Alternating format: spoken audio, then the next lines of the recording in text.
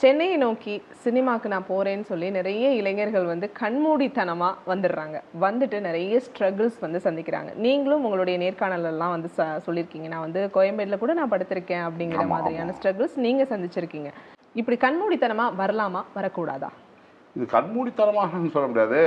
என் அனுபவமா இப்போ உள்ள காலகட்டத்தில் இப்போ நாங்களாம் அன்னைக்கு ஏன் அப்படி இருந்தோம் அப்படின்னம்னா, தொலைத்தொடர்பு கிடையாது, ஃபோன் எதுவும் கான்டாக்ட் இல்லை, டெய்லி ஆஃபீஸுக்கு போக வேண்டிய சூழல் இருக்கு. இப்போ ஃபோட்டோ கொடுத்தோம்னா அவங்க எப்போ அவுட்டோர் போவாங்கன்னு தெரியாது, எப்போ கூப்பிடுவாங்கன்னு தெரியாது. பட் டெய்லி போனால் தான் வந்து நேற்று தான் அவனை டேரக்டர் வர சொன்னேன், வாமே உட்காரியா அப்படின்வாங்க.